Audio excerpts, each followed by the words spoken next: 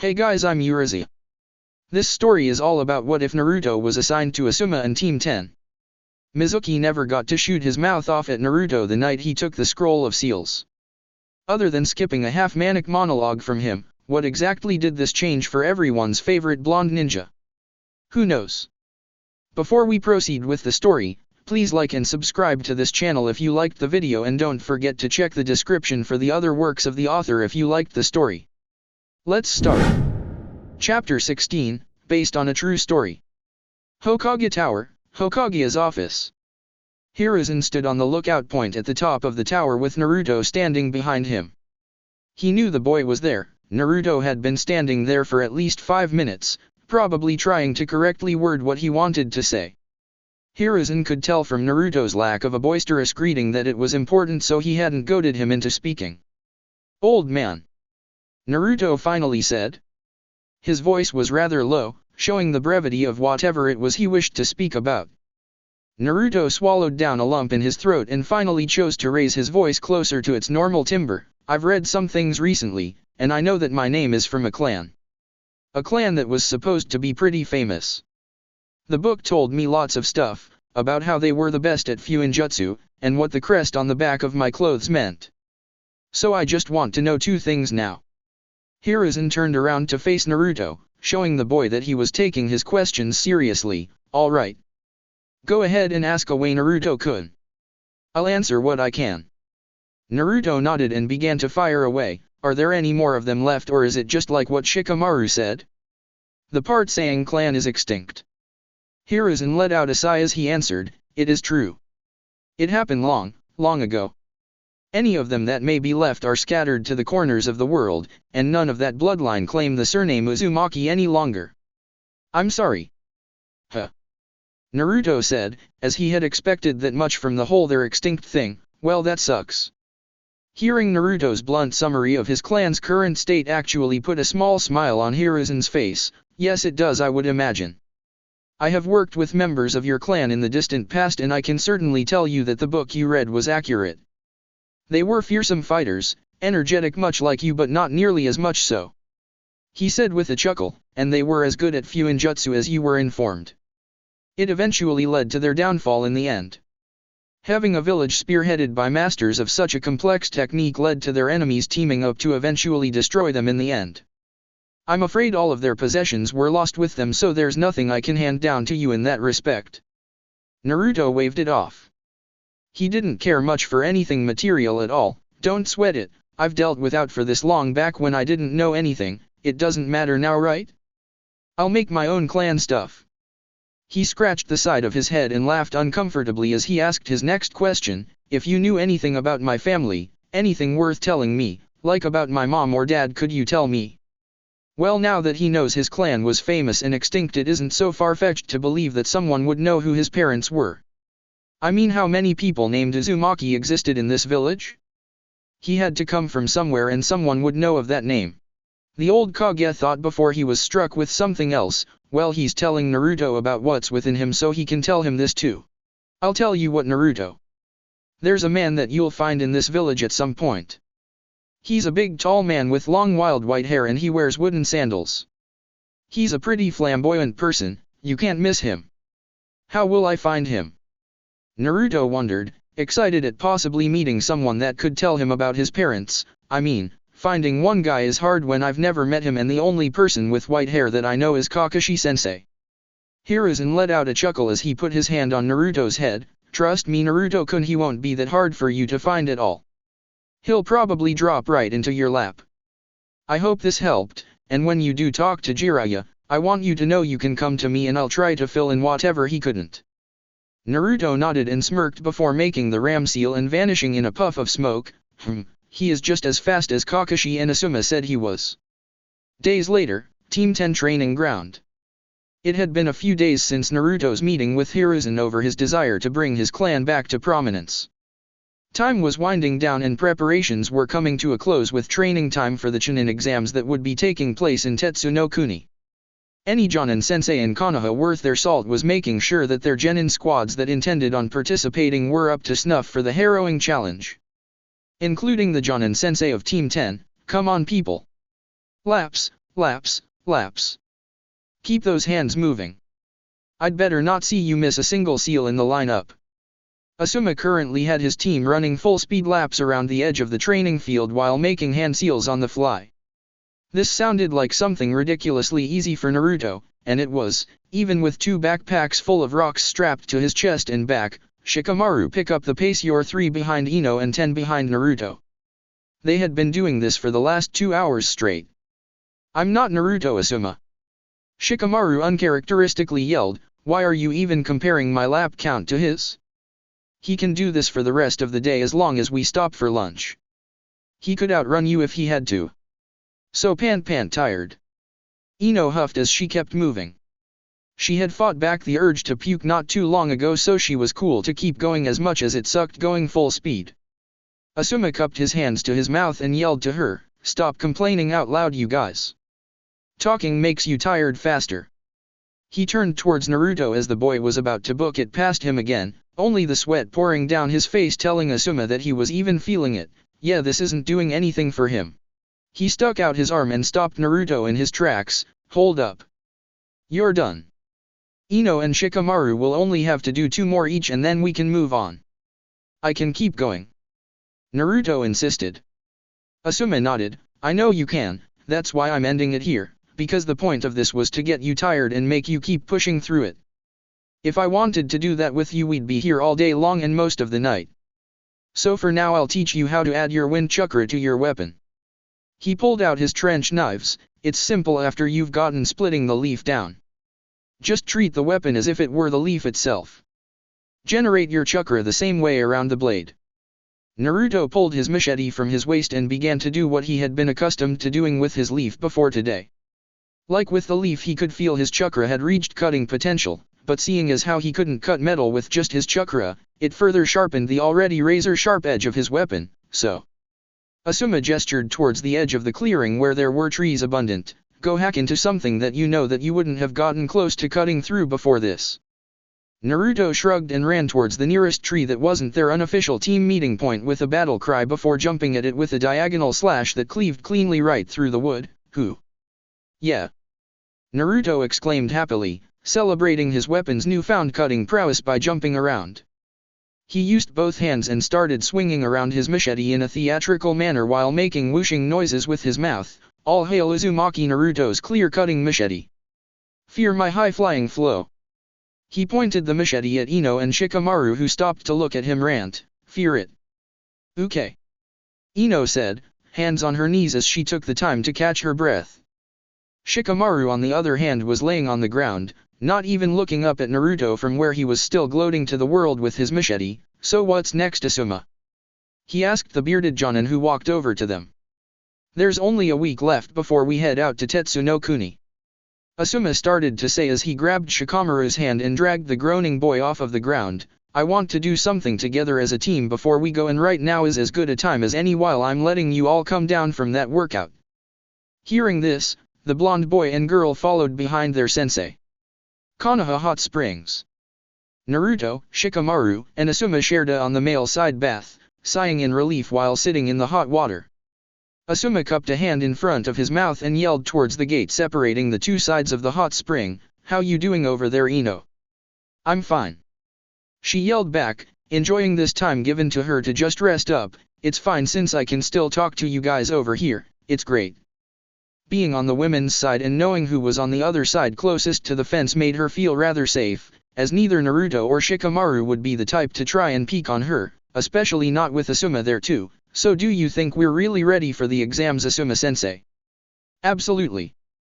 He said, leaning back against the wall of the bath he was in. Ino, your new offensive attacks are going to catch tons of enemies off guard if you actually have to fight.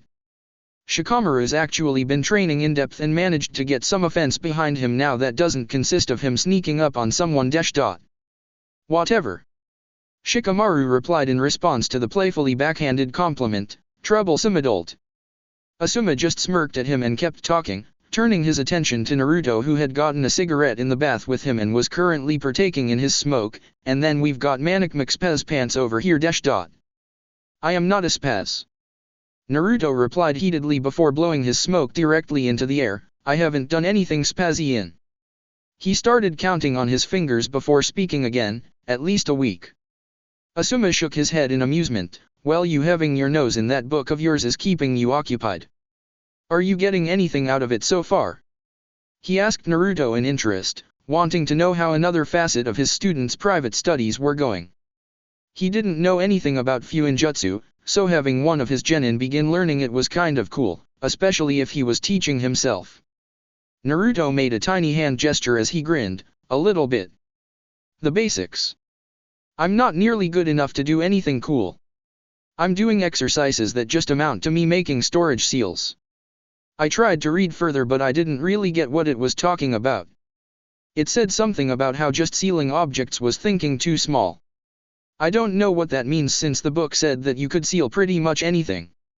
So why would sealing an object like a house or something be thinking too small? It's a brain teaser. He said, running his hand through his hair. Shikamaru rolled his eyes. That Shiho girl, and I told you that Fuinjutsu was going to be hard, Naruto. Just don't try skipping ahead and blowing off your arms. We need you in one piece so we can take that test. I'll be ready to roll, don't you worry. Naruto said, slapping some water over at Shikamaru jokingly. Ino spoke from her side of the hot spring. I thought you didn't want to go do the exams in the first place, Shika. What, did Goldie finally kick you into gear with that energy of his? Don't call me Goldie. Naruto said, seething at the name. You're blonde too. Not blonde like you though. Ino responded, and Naruto could just see the smirk on her face through the wall. Goldie. She heard a thump bounce off of the wall and let out a laugh. Oh, cheer up, it's a term of endearment. You should be happy yours is so nice. Asuma-sensei and Shikamaru aren't so lucky. Asuma's eye twitched in reference to the conversation. Yes, because the names Bum and Smokestack are so endearing, Ino. He then noticed Naruto getting out of the hot spring on their side, wrapping a towel around himself to leave and get dressed. Where are you going, Naruto?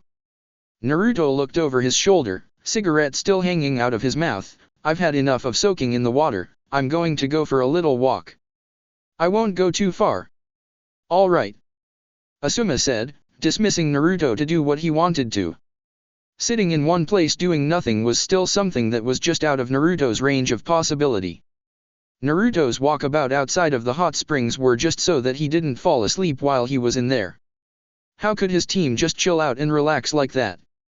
He was all fired up for the Chunin exams. He wanted to get rolling again. He was ready for whatever was in store for them, no matter what it was. This exam was a test in more ways than one. It was a test to see where they stood among ninja that were supposed to be on their level. No fighting shinobi that were supposed to be head and shoulders better than them like Haku. And he wanted his rematches, with both Sasuke and Tenten. Sasuke because they never truly got going with their fight, Tenten because he wanted to get his win back to say the very least, and that wasn't even mentioning Tenten's teammates, especially the kid with the white eyes. He knew that there was no way they weren't getting themselves a piece of these Chunin exams as well. He almost felt like seeking Tenten out just to brag about the fact that he was going, but the element of surprise appealed to him more.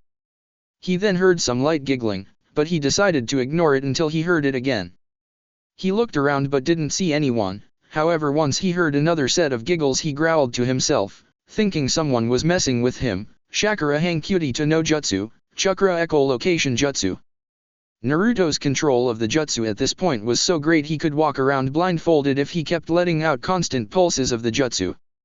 He had never done this to test it out, but the way things were now, he could see up close with his eyes closed and feel things at a distance out of his eyeshot, and to his right behind the shrubs and bushes he could feel a large living presence.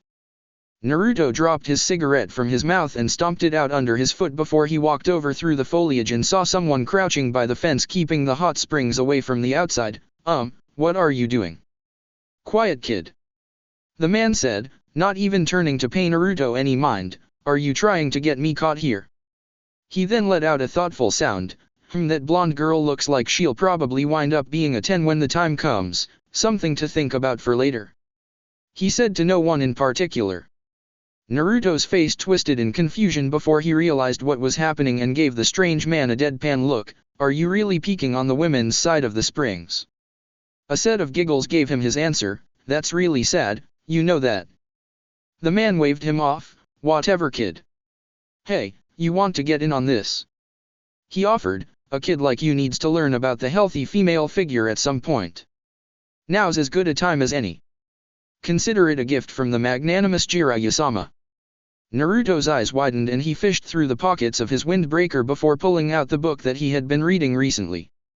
As he read the name of the author on the front, he lowered the book in shock. You're Jiraiya? You? You're the guy that wrote the book I'm reading. Hearing Naruto almost yell, Jiraiya turned around and stood up to his full height, towering over Naruto as he walked closer. Get real, kid. There's no way a runt like you has read my works. They're for adults only. Naruto gave him a strange look and held up his Fuinjutsu help manual. This is for adults? I know I had to take a test to read this thing, but other than that there wasn't a restriction. Are you sure? Jiraiya squinted and looked at the book in Naruto's hands. Meanwhile Naruto scrutinized Jiraiya's appearance. Wild spiky white hair, big, tall man, big wooden sandals. Holy crap, this is the guy that Hokage told me to talk to. Jiraiya's face finally smiled as he recognized the book Naruto had with him. Oh yeah, that thing. I almost forgot that I wrote that. You managed to get into it? Way to go, kid. It's almost like you're my student.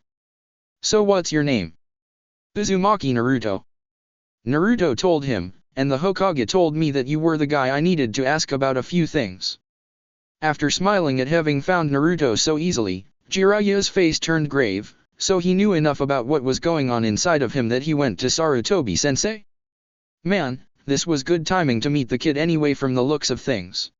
He smirked and pointed his thumb at himself. I'll answer any question that you've got for me, kid. There's no way I can let an apparent disciple of mine go without knowing things that the Grand Sage Jiraiya can inform him on. Great. Naruto said, getting excited now. Not only did he find the man he needed to see rather effortlessly, it was also the guy that wrote his book. What a great day to be him. And then the female voices from over the fence started acknowledging their presence. Who's talking out there? There's a hole in the fence. I see orange. Jiraiya and Naruto both paled, knowing their fate if they were to be caught here. We need to get out of here now, kid. Jiraiya hissed in a whisper as he grabbed Naruto and took off running before any women could get dressed and chase them, or worse, knock the fence down and kick the crap out of them. We? Naruto asked indignantly as he found himself tucked under Jiraiya's arm. What do you mean we? I didn't do anything, you were the one peeking. They won't care. Jiraiya yelled as he used Shunshin to cover his movements of leaving the street. Lesson 1, Female anger is an unguided weapon. And just as they disappeared without a trace, a crowd of women wearing towels emerged from the changing room, charging out onto the street to search for whoever it was they saw getting looks at them. Damn it. Whoever that was, they were fast. The woman who spoke pointed to the side. Some of you go over the bridge and search over there. The rest of us will keep going this way and search. Remember, orange. And with that, the angry mob split up and took off. As the sounds of the angry women vanished from the area, Jiraiya's voice whispered, Man kid, you are strong. Under the bridge crossing the steaming water of the hot spring, Naruto had his palms and entire body stuck flat to the underside while Jiraiya held onto him like a leech. Is your entire body stuck to that thing? Yeah. Naruto said, focusing on keeping himself stuck to the bridge with the heavy extra added baggage attached to him. Can you let go now? I think they're gone. Are you sure? Jiraiya asked almost fearfully. He didn't want to get himself beaten up today on the word of some kid he met not even 5 minutes prior. I don't sense anyone. Naruto assured him, as with the positioning he was in he couldn't see through the bridge with his jutsu. He could still sense life though. It's all clear, Jiraiya-sensei. Jiraiya dropped off of Naruto and landed on the surface of the water, barely blinking in surprise when Naruto did the same. Jiraiya-sensei. Naruto pulled out the book and tapped it. Oh. Okay, I've gotcha, kid. They both started walking on the water and jumped back up onto the street now that the danger had subsided. Naruto. Both Naruto and Jiraiya turned to see Asuma and the other two genin on Team 10 walking towards him, fully dressed like himself. Once Asuma saw Jiraiya he quickly acknowledged him. It's good to see you, Jiraiya-sama. We should have a talk sometime. What's up, Asuma-sensei? Naruto said with a smile. I was just going to talk with Jiraiya-sensei here. I've got some things to ask him about. I don't mind. Asuma said, looking down at Ino and Shikamaru. Well, that's all I had for us to do today. You guys are all dismissed for the day. Shikamaru nodded, however Ino stood there with an angry look on her face, tapping her foot on the ground as she glared at Naruto. You know all of the commotion just now was from someone wearing orange. You wouldn't happen to know anyone wearing orange, would you, Naruto? Naruto grabbed his windbreaker. No, I don't. When he could feel enough anger radiating off of her to get Shikamaru and Asuma to step away, he said more. Oh, this isn't orange, this is Tangelo. See? Tangelo. Ino narrowed her eyes and pointed at them with 2 fingers before pointing back at Naruto and walking away. Humph. Shikamaru put a hand on Naruto's shoulder and shook his head. Yeah, you're dead, Naruto. Watch your place for traps when you get home later, that's what I'd do. Later. Asuma waited until his other 2 genin had left before turning to Jiraiya, who nodded. Jiraiya looked towards Naruto. Hey kid, do you have a place to relax so that we can talk? Some of the stuff you're probably going to ask me might be sensitive information.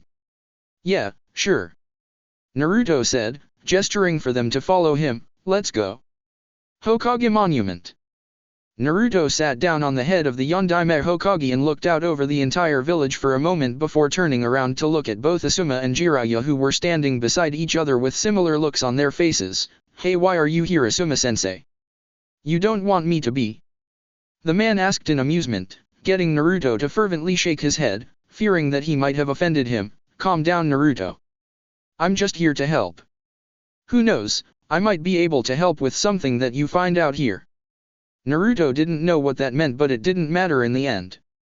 He saw Jiraiya take a seat on the ground as well and let off a sigh. It's kind of ironic that you picked this head to sit down on. Naruto grinned at him. Well, the Yondaime Hokage was the coolest, at least as far as I'm concerned.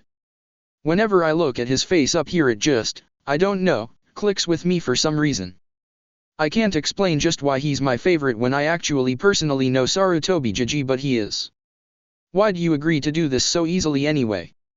And seriously, Asuma-sensei, why are you here? I thought you'd be more inclined to go find that Kurenai lady after we were done like you do sometimes. Asuma sat down on the ground as well, only with more weight behind it in an irritable manner. You guys just love to take shots at that, don't you? You saw me with her once. That you know of. Naruto replied cheekily. He then got serious. So really, what's this about? Because Jiraiya-sensei, you shouldn't know me well enough to be okay with me just asking you any kind of question. I expected some kind of fight or something. Jiraiya crossed his arms, wondering how he should start this. Well, the thing is, Naruto, I'm here to tell you something. It's pretty important, and it has to do with the Yondaime Hokage, which is a reason that I'm the one telling you since he was my student. Naruto's eyes widened. No way. I thought the only person you trained was that Namikaze Minato guy that you talked about sometimes in your book. Jiraiya gave Naruto a dry look. Don't they teach you kids anything in the academy these days? That name is the name of the Yondaime Hokage, that's him. And I'm here to tell you something that you didn't know. It's actually a major secret that no one is allowed to talk about, and it's directly about you. About me? Naruto asked as he could feel his heart start to beat faster. What was special about him enough for there to be a secret surrounding it? He was just some kid, and even though he found out just recently that he was a part of a fallen clan, that wasn't a good enough reason. He wasn't special, yet. That would come when he could prove to others that he was. What about me? What is it? Asuma could see that Jiraiya didn't know how to word things, and for some reason his father Hiruzen wanted the Toad Sage to be the one to tell this, so all he could do at the time was nudge things along. Naruto, tell me what you know about the night that the Kyuubi attacked the village. And like a switch was turned, Naruto told them everything that he knew about it, the only topic that Naruto fresh out of the academy could recite back to anyone with textbook accuracy. Just like they expected him to know. Good job, Naruto, all of those things are absolutely right. But do you know how the Kyuubi was defeated? Naruto squinted his eyes in thought, not quite remembering what was told about how the demon was defeated. I don't know. A really super huge big ass jutsu. Jiraiya shook his head. No? I'm wrong. So wait, I've heard that the Kyuubi could flatten mountains and make tsunamis with swings of its tail. How could anything except a huge jutsu beat that? Fuinjutsu kid. Jiraiya said, seeing Naruto's eyes widen, you see why it's important now. So what did he do? Naruto asked, excited that the new thing he was studying was the source of such a huge victory, even more inspired by the fact that the Yondaime Hokage was the one that did it. Is it something that I'm going to learn? Asuma frowned at that. I hope not, Naruto. What the Hokage used to defeat the Kyuubi took his life. I never want to see or hear about you using anything like that. You're not supposed to die before me, especially like that. Jiraiya nodded in agreement. If Naruto got that good at Fuinjutsu he'd be proud, of course, but he was nervous when he found that Minato learned the Shiki Fusion, dead demon consuming seal, and the damn thing wound up killing him in the end. Still, Naruto, I want you to tell me, have you ever felt? I don't know, different? Have you ever felt any kind of strange sensation coming from your body? Naruto raised an eyebrow in confusion. Why in the hell are you trying to give me the talk? I know what the strange sensation is, Jiraiya-sensei, I'm not stupid. Jiraiya palmed his face as Asuma began laughing at the legendary ninja. Not that strange sensation, you brat. I'm being serious here. I mean, have you ever felt overly angry, scared, helpless? Naruto nodded grimly, remembering that he felt all three of those things when he thought that Haku had killed his team. Remembering that having befriended a spy almost got his team in serious trouble. Can you remember what happened when you did? Naruto started to think, trying to remember what he did when he fought Haku. I caught up to her, and I beat her up pretty bad. I don't know how I got to her so fast though. Haku had more speed than me. It was like I was seeing red or something. I didn't stop until I was just about to beat her to death. I think I broke a tree. His eyes then widened. Wait, I did. I almost broke a tree with just my body. I couldn't do that before and I haven't done it since. Jiraiya figured that in the heat of battle Naruto didn't care much why he was so strong, just that it happened and it got him the win that he needed. Naruto, there was no way for Minato to actually kill the Kyuubi. It's not mortal in the sense that you and I are, it's a force of nature more than anything else. All he could do was seal it away. What do you know about sealing? You've read my book. What is the basic concept of it? Naruto looked at his hands as he realized where this was going, hoping that he was wrong about it. Fuinjutsu seals things within another object. That's the basic concept of the art. That was the definition given when Naruto first started the actual manual portion of the book. Now, when were you born, Naruto? Asuma asked him. When's your birthday? October 10th. Naruto said without missing a beat. Same day as the attack. He then let out a sigh. I have been thinking about how weird it was. So it's sealed inside me? Where?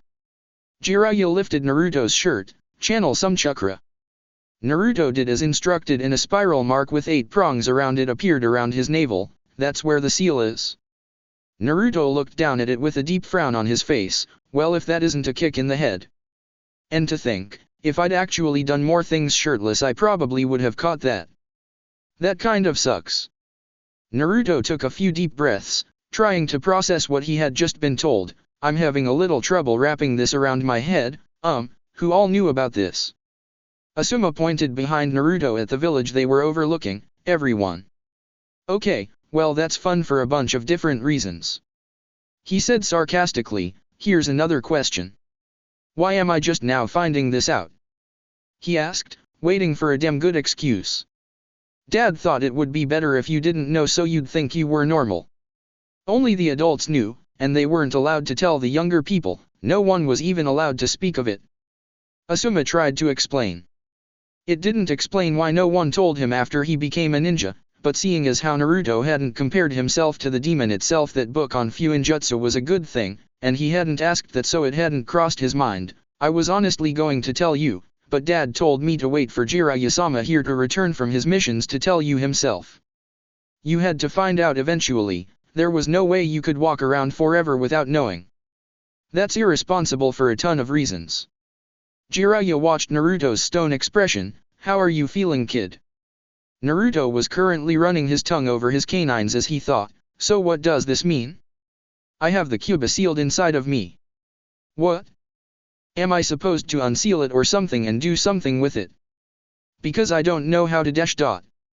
He said, lifting his shirt up and making a half-ram seal as he attempted to unseal the kyubi as if it were equipment. No. Both Jiraiya and Asuma said simultaneously. Jiraiya because that was a dangerous route of thinking, Asuma because he didn't know much about how complex sealing like this worked and if Naruto actually could do something like that. Then what the hell does any of this mean?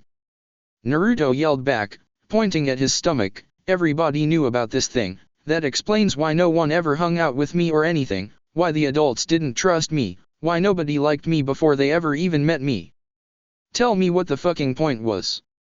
Naruto yelled as he jumped to his feet, why me? Why was it me? Did he just grab the first orphan from the attack he could find and stick the kyubi in me? Asuma let him get his anger out as did Jiraiya. He was still just a kid. How else was he supposed to respond to finding these things out? He had questions that Asuma couldn't answer. Why was it him? Jiraiya let Naruto pace around angrily for a few more moments before speaking. The Yondaime believed that you could hold that power back, and he was right since you've done a fantastic job so far. Naruto whipped around towards Jiraiya and narrowed his eyes at him, why? He nearly hissed out, why did he know that? How did he know that? What made him so damn sure that I could do it? I was just some random baby. And he was since no one seemed to know about his clan roots. Being angry at something he had no original control over and no actual person to vent on just wasn't in Naruto's nature. What had happened happened. It was done to save the village, and in the end it had saved him too. If there was no one else then that's all there was to it. Nothing had changed from 2 hours prior when he didn't know, except now he had more things to think about. Naruto lay down completely on the cool stone that made up the head of the Yondaime Hokage on the Hokage monument, looking up at the sky. After a while he let out what seemed to be his millionth sigh of the day, so, what does this mean exactly? Nothing. Asuma said firmly, this doesn't mean a single thing. Absolutely nothing has changed now that you know these things, Naruto. Jiraiya cut in at this point, I'm telling you this now because you're a shinobi and you can either embrace this part of you that's been there since the beginning, or you can try to ignore it. But something like what happened with the Kyuubi before might happen again one day. Tell me how you felt when you fought this Haku person. Naruto's eyes shut in the light of the blazing sun in the sky, like I wanted to kill her. That hurting her was the only thing that mattered, the way she hurt me and my team. I hated feeling like that but I tried to just forget about it and take the basic lesson from it. Jiraiya nodded, that was the influence of the Kyuubi's chakra. Have you ever felt so angry that killing someone was the first thing on your mind prior to this? Naruto sat up and shook his head, the angrier you get, the more influence the Kyuubi can have over your emotions. If you just ignore it then it can use its chakra to turn you into something savage.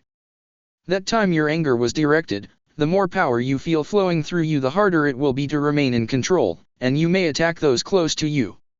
Man. Naruto said, looking between the two elder ninja there with him, what a day. I really didn't see this coming at all. I think I need to go home and think about this for a while. He looked over at Asuma, do I have to tell Ino and Shikamaru? Asuma shook his head, I told you that you finding this out didn't change anything. You don't have to tell them if you don't want to, it's your own secret and everyone has something that they keep to themselves. It's your call in the end.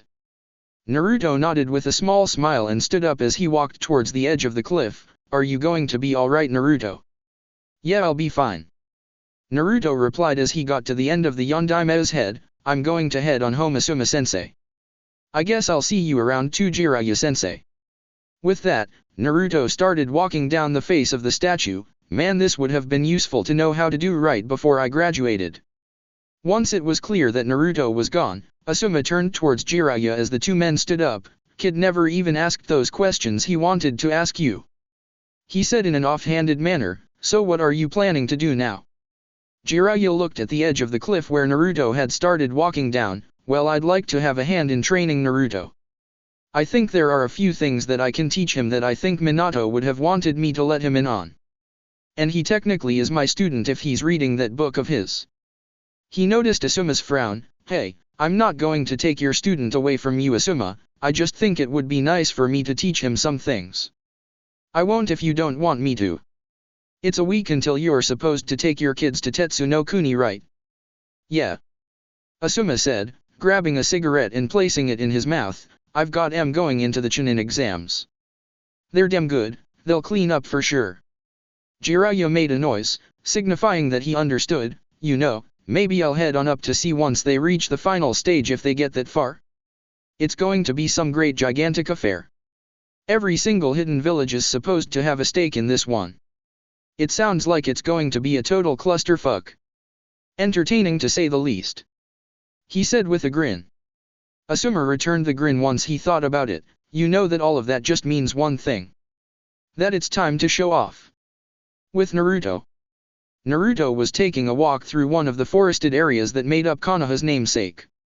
Naruto stared at him, and as he walked along, he trusted me with it, and even if that was a total load of crap, what am I going to do, just let it get to me? I've gotten through tougher things than this. This isn't even a setback. He stopped talking as he noticed a rock following him. A square rock with eye holes in the front.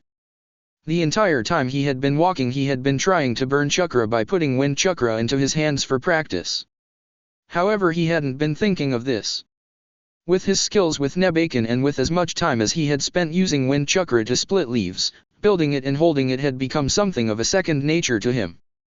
Smirking to himself, Naruto stopped walking, getting the rock to stop as well.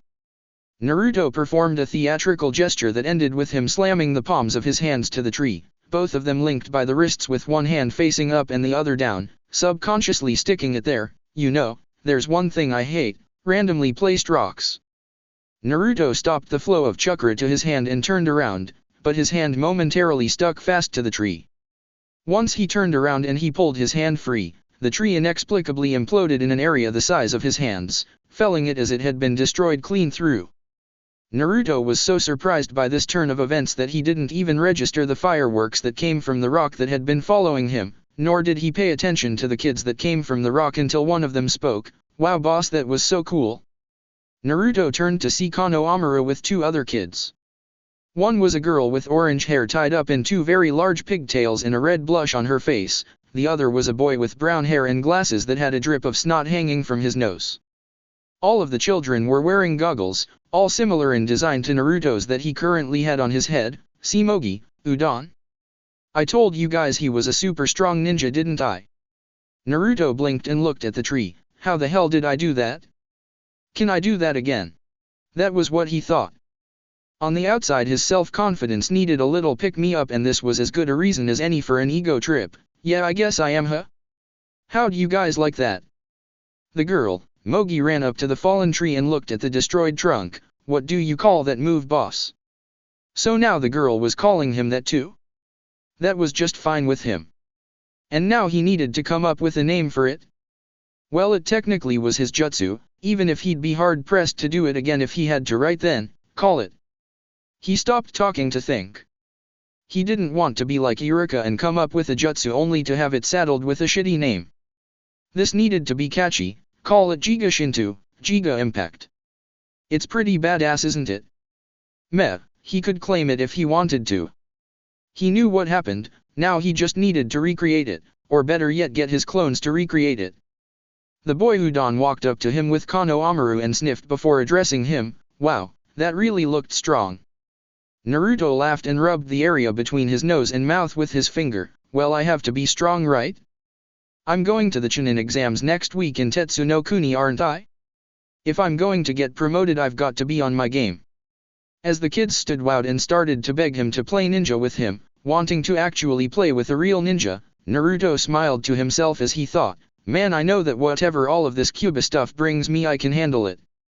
I don't know too much about it, and I still don't know why it was me.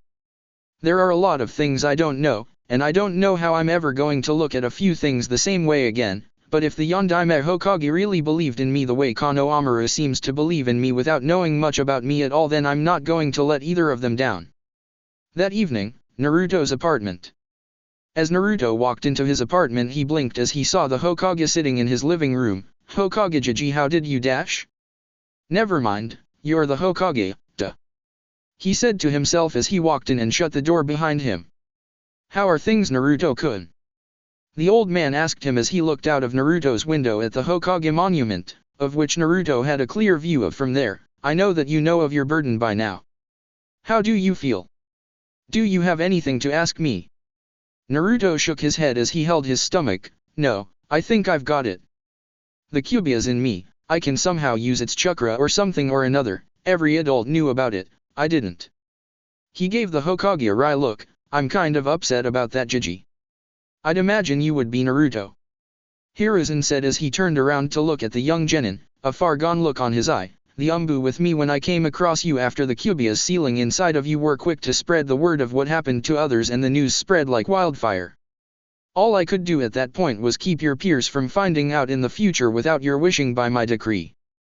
He turned towards the window again as he continued to speak. Naruto, remember this. A person is smart, a person is very intelligent, but people are stupid. If people were allowed to separately make their own opinions on you by themselves, then things may have been better, maybe. But when people talk about something that puts them at unease, then mob rule takes over and that unease turns to fear or hatred. Naruto frowned and spoke up, and they didn't bother trying to see me for me, just for what they knew I had inside of me. Hiruzen nodded. That's why the few people that gave you a chance and forged relationships with you did so, because they were able to get their own opinions of you away from the populace. And you've handled the treatment of neglect from most of the village magnificently. I'm proud of you every day, never more so than now after you've found the truth. Naruto walked over to Hiruzen and looked out of the window with him. Well, things are getting better. Iruka-sensei was always there for me like Asuma-sensei is now. Shikamaru and Ino are cool. Tenten helped me a lot when I first started out. Kakashi-sensei is weird but I like him too. Choji's cool to hang out with. Sasuke team I like punching in the face, and Jiraiya-sensei is weird but I think he likes me. Konohamaru and his friends really like me because for some reason they think I'm the greatest, and who am I to crush a kid's hopes and dreams?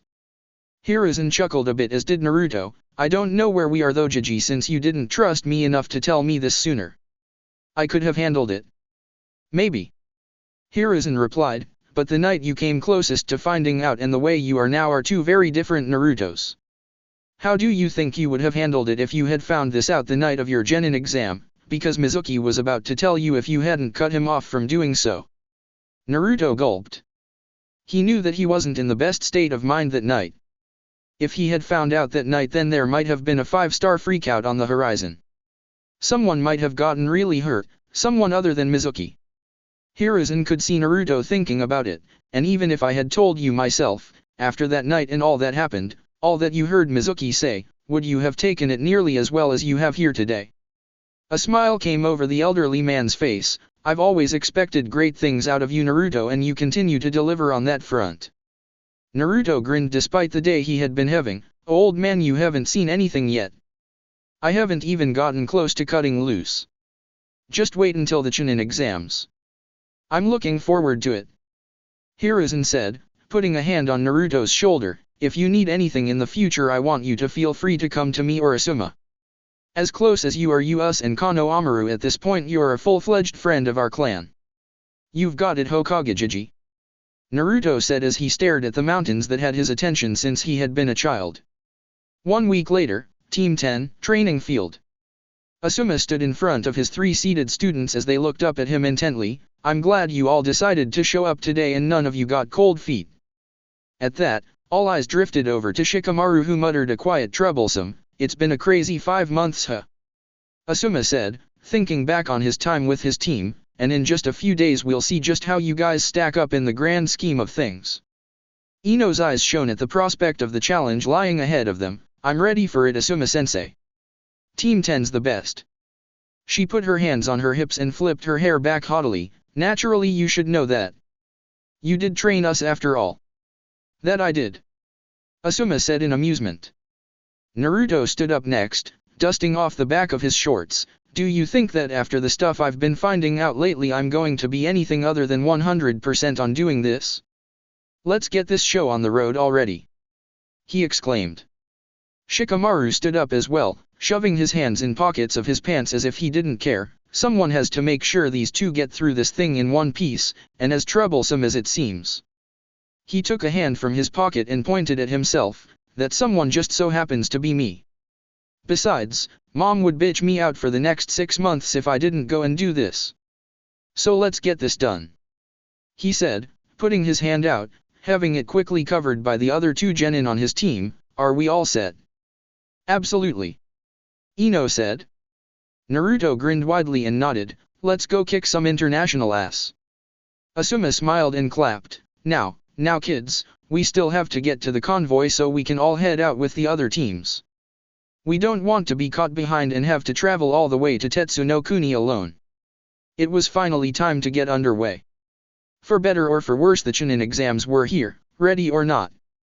Chapter 17, Light the Powder Keg. It's so cold. Naruto groaned as he rubbed his hands together to make heat for himself in the frigid temperament of the Tetsu no Kuni climate. To adjust to the climate, most of the shinobi were wearing tan cloaks over their regular clothing. Naruto on the other hand had opted to merely switch his short-sleeved blue shirt under his windbreaker to a long-sleeved one with some extra padding in it. Was it warm and comfy? Yes it was, but then again this was a harsh winter climate. This wind is disrespecting the hell out of my jacket. Team 10 was in the midst of a convoy of Konoha ninja heading towards the exams in the foreign country. There were 21 Konoha teams that were traveling to take part, all in all making it 63 genin from the village heading out to try and get themselves promoted. If that was what Konoha was sending, then who knew how many others the rest of the villages would be sending?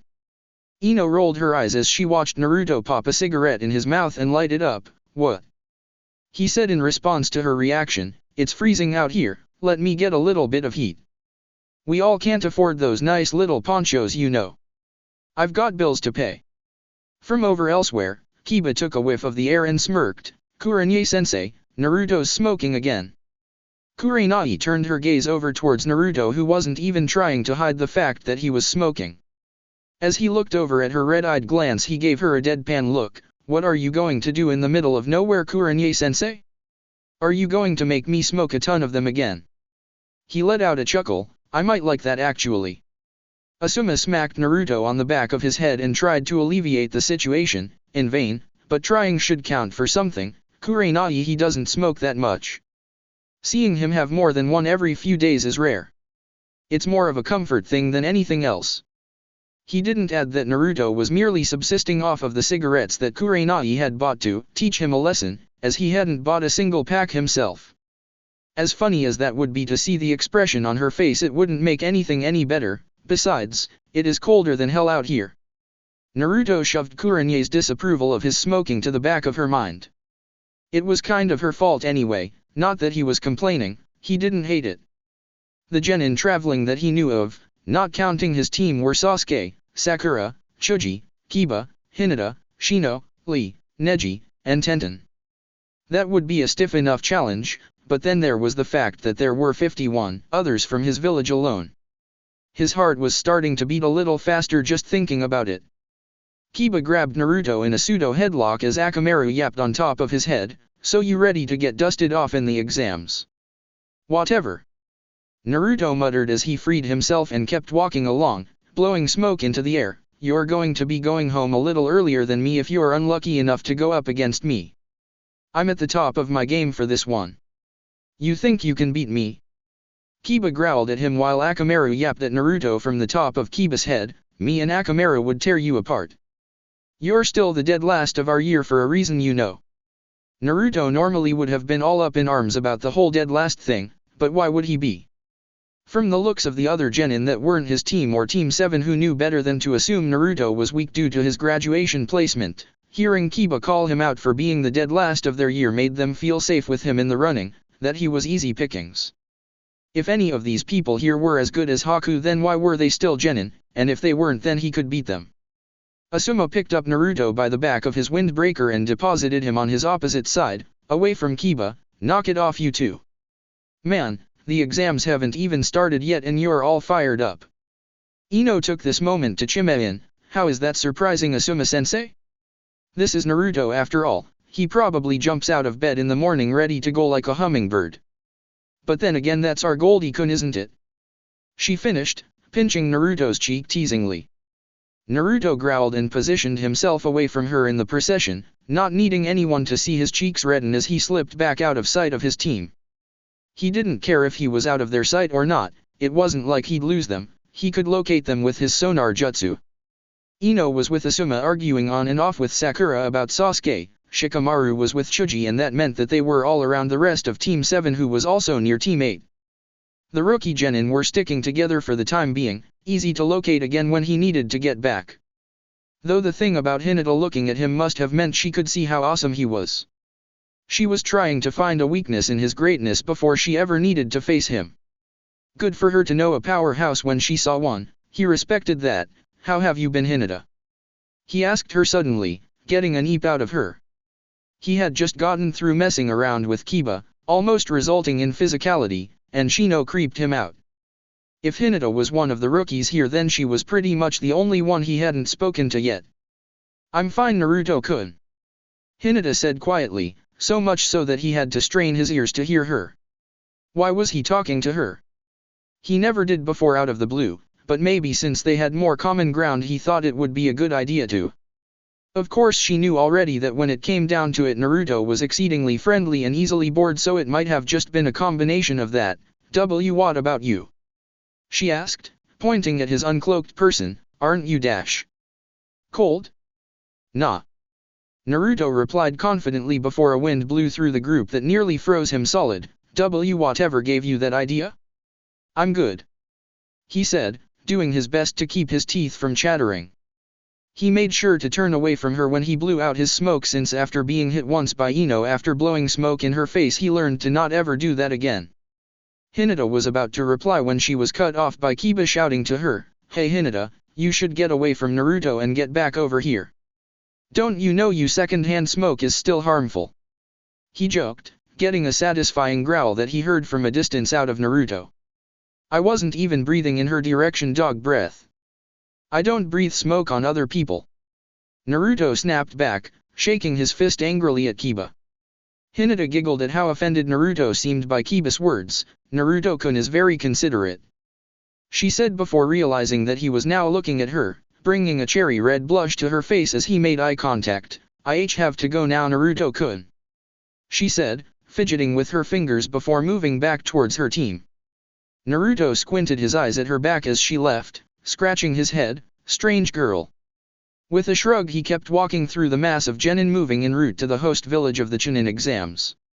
As he moved through the crowd, slipping further and further back, he noticed that the other genin were all sizing him up, most of them smirking at him arrogantly once they got a full view of him. He obviously didn't look very special or intimidating to them, but he should have. Why would a 12-year-old be there if he wasn't damn good? They were 5 years older than him, some older than that. Naruto-san. Naruto turned his head and saw a bushy pair of eyebrows in his field of vision. Ah. Don't try to kick me again, I'm totally serious. Naruto said, jumping almost 10 feet back away as the rest of the figure in the green bodysuit came into view. What's up, Lee? Naruto asked, having not seen the older genin since he blindsided him 2 days after he had graduated from the academy. You're in these exams? Lee asked him curiously, getting a nod from Naruto that put a blaze in his eyes. Yet another opponent for me to test my flames of youth against. I will not fail to defeat you as well. He grabbed Naruto around the wrist and began to drag him before Naruto could protest. Yosh. I have found Naruto-san, and he is indeed one of the genin in the exams. Lee called out loudly as he deposited Naruto in the vicinity of his team. Good eye, Tenten. Naruto noticed that Tenten was giving him a stern glance, forcing him to shrug. Could he get a moment to enjoy his cigarette? It was probably the only one he was going to get that day. What? Was I supposed to tell you I was going to be doing this? Yes. She said in return. Why? Naruto said, blinking in confusion. Besides, ever since I went to your store I've been busy, that was my day off. When was I supposed to find you anyway? Before she could try to answer that well-posed question, a seemingly larger version of Lee positioned himself between Naruto and Tenten, giving Naruto a smile that much like Lee seemed to shine, which was funny because there was no sunlight peeking through the cloudy skies of Tetsu no Kuni. I see that you're familiar with my splendid team of genin students. Naruto wasn't really listening, however, instead opting to stare at the eyebrows that were on the man's face. Holy crap, what the hell do you have to eat to get eyebrows like that? Someone needs to tell me so I can stay away from it. He was so engrossed in wondering how both Lee and this random sensei of theirs both had massive eyebrows that he didn't pay attention to what the man was saying, only noticing when he stopped talking, prompting him to try a response. Yeah sure, whatever you say. Excellent. The man said, scaring Naruto into standing up straight. I might Guy will be eagerly awaiting to see how you measure up to my youthful team Naruto-kun. Lee stepped in front of Guy, tears streaming down his face. Oh Guy-sensei, you're a shining example of just what a true shinobi should be. Oh Lee, you make me so proud to be your sensei. Guy responded, crying just as heavily. Guy-sensei. Lee. Guy-sensei. Lee. Guy-sensei. Tenten's eyes widened as she seemed to know just what was about to happen. With the knowledge in her head, she ran up to Naruto and began shoving him away as fast as she could. Go, go, go, go, go. She said frantically, go, and for the love of Kami do not look back this way. She said, giving him a boot in the rear to make sure he kept walking. We can talk later. She said, enclosing to the very confused but obedient Naruto. It was a good thing he followed Tenten's instructions to the letter, and whether he knew it or not he owed her a thank you, otherwise he would have found himself staring at a rocky sunset-clad beach with crashing waves as the two shinobi that were strong in the way of the eyebrow hugged it out on shore. He didn't need something like that poisoning his mind before he was to compete. By now Tenten had been numbed to the staggering effect that this event would have on people, as did her teammate who walked up to her, while the other teams who had seen Guy and Lee begin to hug it out found themselves frozen in place with their eyes affixed to it.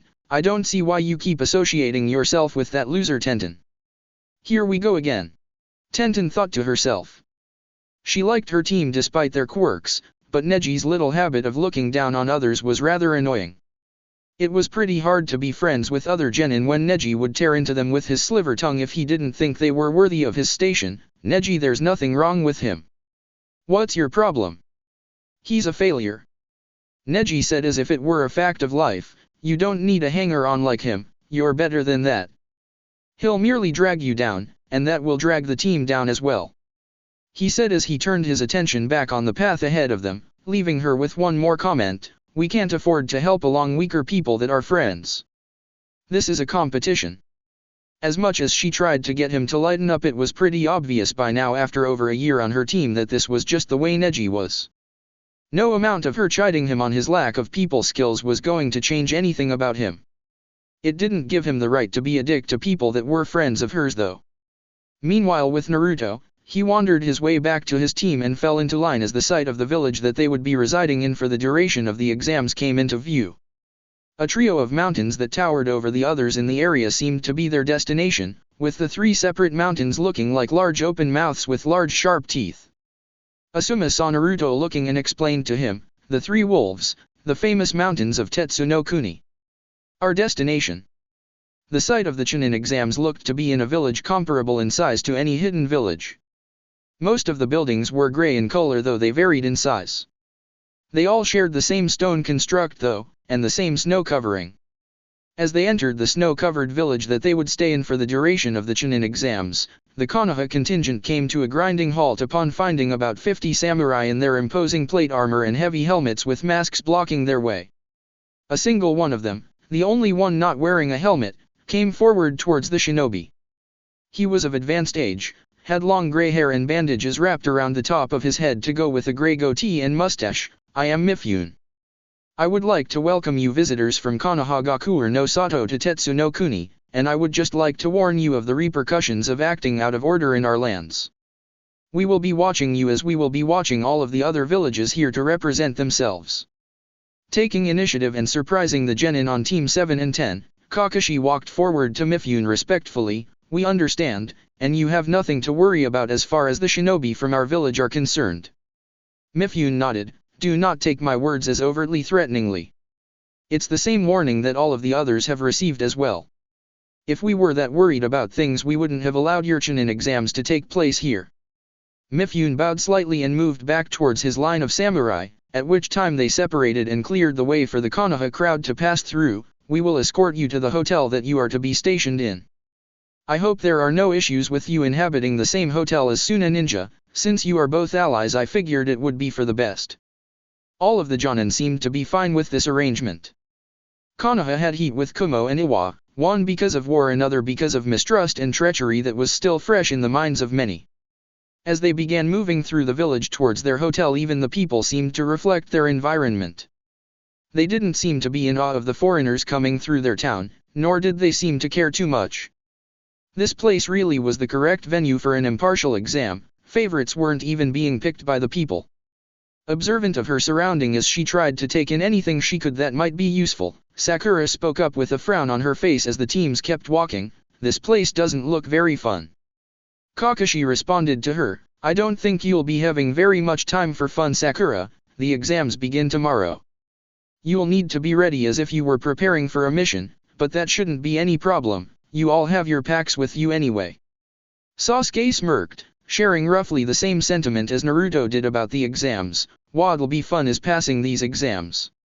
We've got this in the bag." He looked over at Chuji, who looked at him and nodded confidently. "We'll beat everybody in this thing." "Don't be so eager to fight, Sasuke." Kakashi chided half-heartedly, "If you go in with that kind of mindset, you'll be putting yourself at risk. This isn't to show who's the best fighter, it's to see who has the ability to handle all the responsibilities that come with the title of Chunin." Sasuke's good mood vanished as his face took on the same usual stolid look. He nodded to Kakashi to show that he understood. The Konoha group all got themselves checked into the hotel set for them. Some teams were taking time to relax after the long trip, others were working out last-minute plans and the like. Anything that they could do with the resources provided to them, since none of the Jonin sensei were telling the genin about what they would have to do during the exams. The incredible lack of any possible competitors out on the streets of the host town showed that everyone was taking the samurai warning not to cause trouble very seriously by keeping their genin inside until exam time, since everyone knew that things wouldn't stay cordial for long with genin from every village there. If fireworks were going to happen, it would best be served to keep things as low-key as could be expected until tomorrow. Tomorrow you all will head to the main meeting building in the village to begin the exams. Asuma instructed his team from their hotel room. He was sitting on one bed next to Shikamaru while Naruto was sitting on the other one next to Ino. Asuma saw Naruto raise his hand and rolled his eyes. "Yeah, Naruto." Naruto grinned and asked his question, "You're talking about that huge building that looks like a huge pyramid made of boxes?" Asuma palmed his face at Naruto's description of the building in question. "That's the building he's talking about," Naruto said to Shikamaru and Ino with a firm nod, confident that he knew what was the intended point of meeting. "Yes, Naruto," Asuma said with a sigh, "the huge building that looks like a pyramid made of boxes. You guys have to be there by 9 a.m. to begin the tests, so good luck." "Wait, that's it?" Shikamaru said incredulously. "No last-minute warning? No briefing us on what we're doing? Not even any hints or words of advice to help us out on this one?" He really didn't believe that they were supposed to go in half-cocked like this and get through everything. Were all the Chunin exams supposed to be like this? Asuma shook his head. "It just so happens that I happen to have none of that for you. Your guess is as good as mine as to what the actual exams are going to be like. You've just got to be ready for anything and deal with it accordingly. If it makes you feel any better, everyone's in the exact same boat that you are." Ino let out a sigh as she pulled her legs to her chest on one of the beds. "We're not coming back to this room again, are we?" she asked before thinking of something else. "What will you be doing the whole time while we're gone?" Asuma pointed to himself, getting nods from all of his genin. "Well, that's easy. I'll be sleeping, smoking, betting with the other Jonin sensei on you guys when I can, and just doing nothing of any real importance really. And trying to hit on Kurenye sensei." Ino finished for him with a smirk on her face, getting a glare from Asuma in return. "Look me in the eyes and tell me that you aren't going to." "I'll call you a liar right to your face, sensei." Asuma grumbled before turning back to Naruto. "Are you adequately prepared for winter conditions now, Naruto?" "Yep," Naruto exclaimed happily before hugging himself. "I'm wearing so much stuff under this windbreaker and this blue sweatshirt, I could stand outside all night if I had to." He then switched to a stern glare. "If you make me go outside to test that, I will destroy your life when we get home, Asuma-sensei." "How could you possibly do that?" Asuma said with a lazy yet amused look on his face. Naruto pointed at his own head. "My mind is scary." "Yes, it is, Goldie-kun," Ino said in something of a baby voice, grabbing Naruto in a hug around his neck as she rubbed her cheek against him. "It's very scary, but we still love you anyway." It's hard to think of the team without you. Man, there had to be something wrong with her, because making Naruto blush was turning into something of a pastime for her. After 4 months he still hadn't gotten used to it yet, it was kind of endearing. Really? Naruto thought, almost in disbelief. Naruto wasn't the kind of guy to throw around the word love even though he knew it was totally platonic. He didn't doubt that Ino cared to an extent or else she probably wouldn't hug on him the way that she did, not that he minded her hugs too terribly by the way, what did he look like? Still, no one had ever even said that to him meaning it that way before. It honestly meant a lot to him. Maybe these guys won't care too much about me having the QB in me. I think, maybe I should tell them later, after we're done with all of the Chunin exam stuff. He thought with a smile on his face. Shikamaru shook his head with no shortage of amusement on his face, as troublesome as Ino just made it sound. She has a point. As loath as I am to be here, I really don't feel like getting beat up or killed. Good thing we're supposed to be at the top of our game, huh? Asuma stood up and made to leave the room with a smile on his face. Get your stuff together for tomorrow. I'll just be in the room that's provided for me, being the famous powerful Jonin. He felt Ino glaring at him because she had to share a room with 2 boys while Asuma apparently got his own, not that he cared. As long as she stayed out of his head with that jutsu of hers he was fine. Ino switched off her glare with a sigh as Asuma left the room. Oh well, she said before returning her attention to squeezing the uncomfortable genin she still had her arms wrapped around. At least I get my blonde teddy bear for the night. And with that she had to hold back a laugh as a red-faced Naruto began to try and struggle to escape her grasp. Couch, couch. I'll take the couch. Naruto exclaimed in vain, with Ino seemingly having an iron grip on him from behind. If Jiraiya was there at the moment he would probably be giving him a thumbs up. As a matter of fact, Naruto was absolutely sure he would be after the run-ins with the man he had been having all week. Shikamaru, make her let go. Shikamaru stared at him for a moment before blinking and laying down in his bed, turning his body away from Naruto and Ino. Nah, I need my chakra for tomorrow.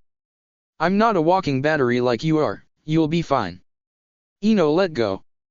Naruto shouted as he tried to wriggle free. And if Jiraiya had seen him trying to actually get out of Ino's grasp he probably would have kicked him for it. Why did she like messing with him so much? Ino's eyes quivered with false crocodile tears. Goldie-kun doesn't want to spend the night with his Ino-chan.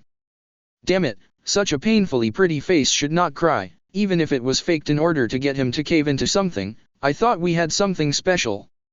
So easily flustered, how could Ino pass up such a target? And besides, despite having everything as ready as they could make things, she had nerves about tomorrow's exam. It was just some harmless messing around. She would only have so much longer to find it effective before Naruto became immune to her playing with him, and admittedly she would miss it, because with Sasuke it was like throwing yourself at a brick wall. At least Naruto responded, and it let her know that she was rather pretty to get something like that from him. She'd never say it out loud, but it was nice. But she just had to break him out of that being so timid thing. Stuff like this had happened hundreds of times already, one would think he'd be used to it by now. At least his face wasn't so red anymore, but he was still struggling. Ino, we should be resting for tomorrow. He said lamely. Man, even he knew how much that excuse sucked. Since when did he have to rest for anything? And we will rest. She replied, falling backwards with him still in her grasp, making him lay down as well. You're going to rest right here with me. Consider it training. She caught his disbelieving look and with a huff blew a bang out of her own face. What exactly are you going to do if an enemy kunoichi pulls this kind of stuff on you, Naruto? It's for your own good, you know. You've got no bluster when it comes to girls. Whatever. Naruto grumbled, I do too. Trust me, hanging out with Jiraiya-sensei for most of the week was, well, I don't think I can repeat it out loud. And hearing what you wish Sasuke would do to show you how much he really loved you. After saying that, Naruto had to block a dry heave. As if Sasuke would ever say any of the stuff Ino thought about regularly. I think I have a general idea. Besides Ino, it's just you. No one else could make me even flinch. He finished confidently, although that confidence broke to confusion when Ino seemed to hug him against her tighter. Oh, I knew you loved your Ino-chan. Does Goldie-kun want a kiss for being such a sweetie? Ino's teasing came back full force once again, big doe eyes and all. Yeah dash. I mean no. No. Now let go. Naruto cried out, wishing he could reach his hands to form his Kagebunshin hand seal. Maybe some extra manpower would get him free. Shikamaru rolled over in his bed and rubbed his eyes. Both of you pipe down. I'm trying to get some shut-eye over here. He complained, yet he didn't lift a finger to assist Naruto and end things there. Nara Shikamaru, a walking, well, a sleeping contradiction. The next day, Assembly Hall. Shikamaru let out a massive yawn as he and his team walked into the massive building intended to test their capabilities. Why'd you wake us up so early, Naruto? Asuma said we didn't have to be here until 9. Naruto looked over at the lazy genin with a twitching eyebrow. It's 8:30. Exactly. Shikamaru said, taking in the grand looks of the hall they had just walked into. Many pillars and the place looked like it was made of marble. And then his eyes locked onto all of the others that were already there as well as them. Oh hell. Ino just blinked at the pure sight of all of the humanity in the room. Head count. Good luck with that. Naruto said, having stopped trying to count all of the people that were just standing around in the massive front room of the main building of the village. I don't even count my own clones. Do you really think I'm about to stand back and count all of these people out? He let out a short chuckle. It doesn't matter because they're all going down anyway. Ino frantically shushed him, noticing that quite a few eyes cut towards them when Naruto said his last sentence. Are you trying to get them to kill us before this thing even starts, Naruto? Her eyes panned over the room. The insignia of Konoha on the headbands were only a small amount of what she saw. Kumo, Iwa, Kiri, Suna, and there are villages I can't recall out for the exams too. Naruto nodded sagely as he took in the information from Ino. More victims. He was then wrapped hard enough to snap his head down. Ow. Naruto was saved from Ino's verbal wrath by the arrival of another fellow rookie team. Man, this is a big-ass room. And look at all of these people. Team 10 turned around to see Team 8 heading right for them as they hadn't gone far into the room before they had initially come to a stop. Kiba and Akamaru looked more excited than ever to be there. Check it out, Akamaru, victims from all over the world. He then noticed Team 10 standing in front of them, putting a smirk on his face, and from home too. From within Kiba's jacket Akamaru yapped. Before Naruto could loudly begin an argument with Kiba, a calmer voice broke into the scene. Kiba took the words right out of my mouth. And with a turn of their heads, both rookie Konoha teams turned to see Team 7, led by Sasuke, walk up to them. Shikamaru turned his eyes toward Ino and prepared to plug his ears to stave off the squeal of Sasuke-kun from his female teammate, but for some reason that never came to pass. Something that seemed to confuse Sakura too, as she had been prepared to come to her Sasuke's defense from the blonde harpy that used to be her closest friend, putting her off slightly when nothing happened. Sasuke looked over at Naruto and let off a smirk similar to the one from Kiba. Looking forward to beating you up again, Dobe. Naruto would have felt put off by that if he had indeed lost to Sasuke in Nami no Kuni, but because he knew he had done a magnificent job, light years ahead of how he would have done when he was still in the academy.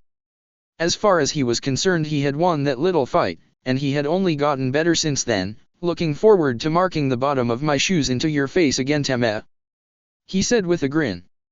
Ino slapped Naruto on the arm and put her hands on her hips. What did I tell you about provoking people?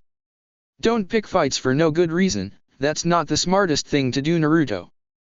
Naruto grumbled and crossed his arms, turning away from Sasuke. Fine, whatever.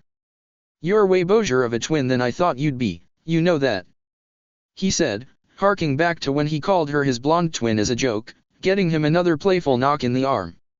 Over in a certain part of the room there stood a team from Suna consisting of an older girl with her hair in 4 spiky pigtails and a light purple garment that extended to her knees and cut low around her shoulders, revealing the mesh clothing she wore underneath. An older boy wearing a black bodysuit and a hood that looked like it gave him cat ears to go with the face paint he had on as well, and the last member was a boy that looked to be around the age of the Konoha genin. He had messy red hair, dark circles around his eyes, a red kanji for love on his head, and wore a black bodysuit with short sleeves, a white cloth over his right shoulder, a leather band over his left shoulder that had a large cord over his back that also had his headband tied to it, and black pants. The boy with face paint glared over at the Konoha rookies, wanting to spit on the ground in front of them. Stupid brats, they're just wasting space. All they're going to do is help someone else along that doesn't deserve to be here. Calm down, Kankuro. The girl with pigtails said, don't get Gaara agitated with your complaining. She said, shooting a quick look at the smallest member of their team, we'll just have to walk all over them when the time comes, won't we? There aren't any treaties to uphold in these exams. Kankuro. Tamari. The smallest of them said, his eyes not looking anywhere interesting in particular, be quiet. Kankuro held back a gulp and nodded, you've got it, Gaara. In a separate area leaning against one of the great white pillars there was also another team glaring at the new genin of Konoha, but for abjectly different reasons than the team from Tsunagakuer. This team was from Iwagakuer instead. Look at those tree-hugging bastards. One of the Iwa genin said. He had a black faux hawk and wore red overalls with a grey shirt underneath. They think a bunch of baby-faced runts of theirs can take on experienced genin? Especially a hardened team of Iwagakuers. Another one of them, a genin with a shaved head and a long brown poncho who also wore long black gloves, noticed something else of substance about the Konoha rookies, most notably a few members of Team 10. Something that made his blood boil at the sight of it. Look at that punk in the orange Masaru, Yu2 Jun. Who does he look like?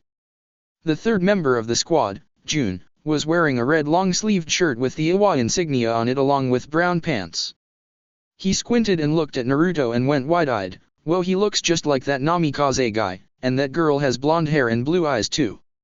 A smirk crossed his face as he looked towards the second Iwa genin that seemed to be seething at the sight of Naruto, so are we going after them, Hisashi? The very first chance we get. Hisashi muttered lowly, his eyes never leaving Naruto's person. The guy looks like he jumped right off the page of a textbook. He looks like a chibified version of Namikaze Minato, Iwagakuer's most infamous butcher. The boy thought as his fists shook out of sight, go tell the others. He finally said to his teammates who went off to correspond with the other Iwa genin in the area. By now the more alert Konoha rookies like Shino and Shikamaru were well aware of the fact that they were being given a wide berth away from the other participants. Every eye in the room was directly on them because they were the youngest and looked to be the easiest pickings due to inexperience. By this time Sakura had realized that they were being sized up as well by generally everyone there, something that shook her up a bit. What's with the death stares? She asked to no one in particular in their little group. Naruto noticed what she was referring to, and while he wasn't scared or shaken up it was honestly starting to piss him off.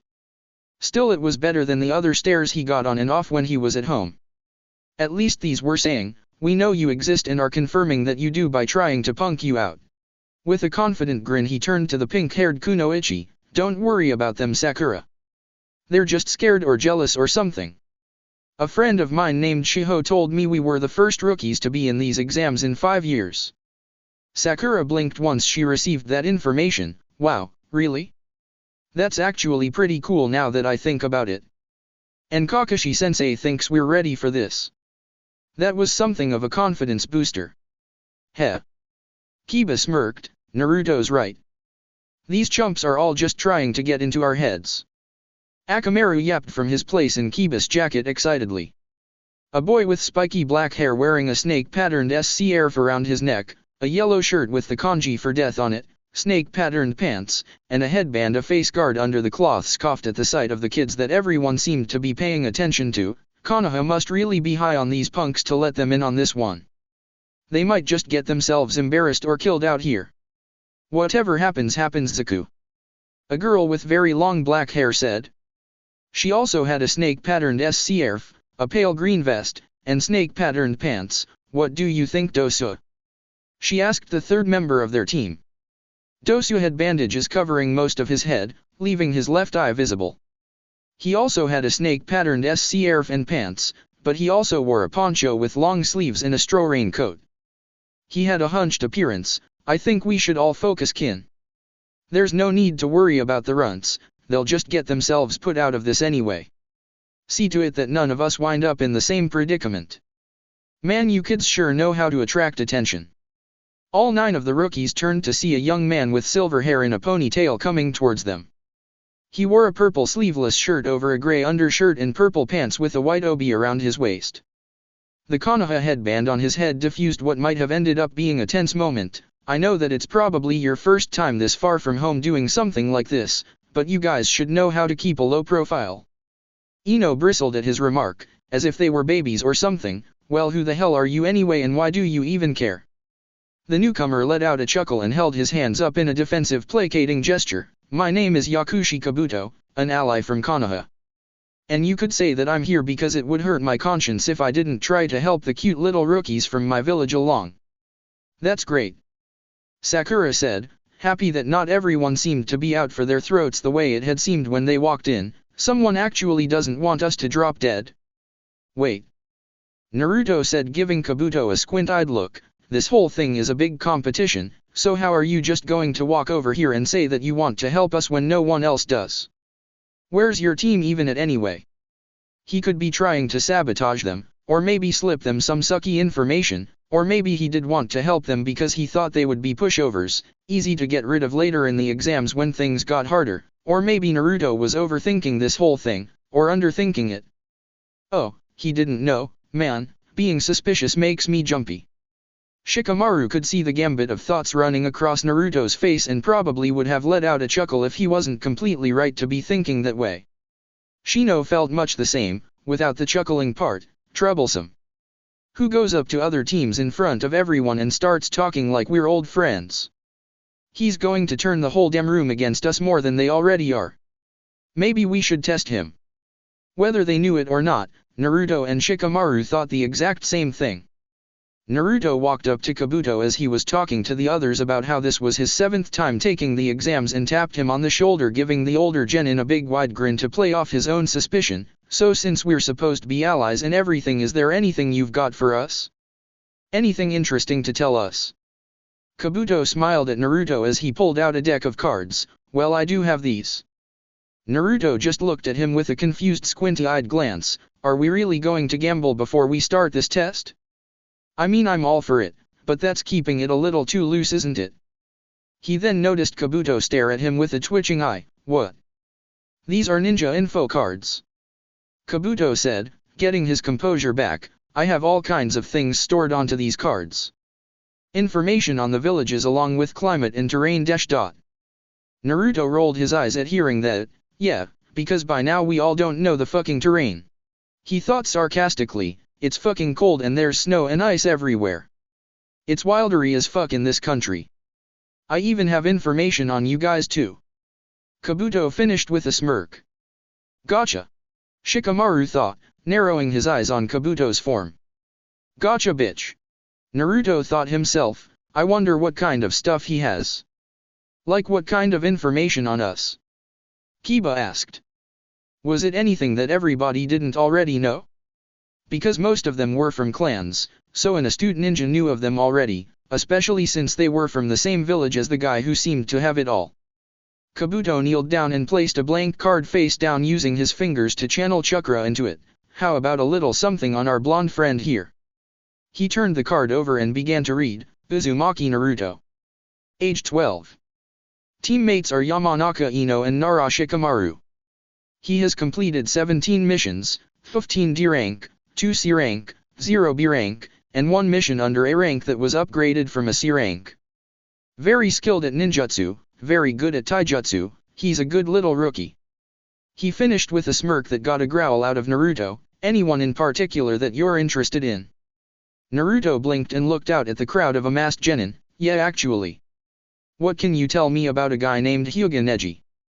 He noticed Hinata let out a gasp, but before he could look too much into that, Kabuto got to work.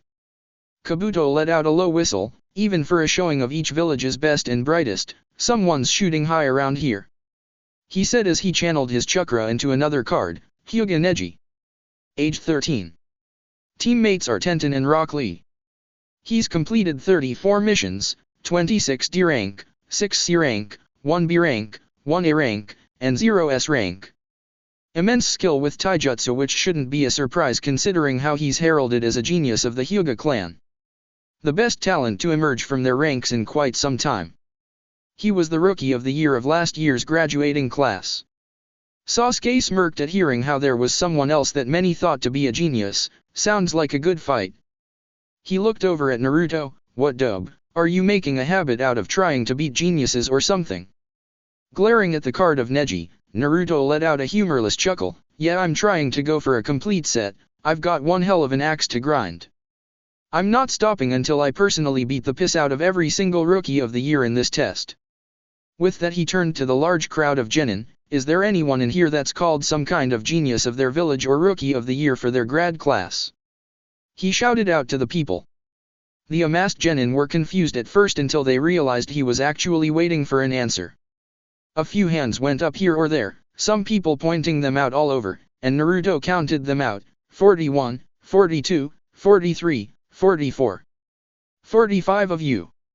He said to himself before nodding, okay, chances are I'm going to wind up kicking all of your asses before this test is over with, Dateba yo.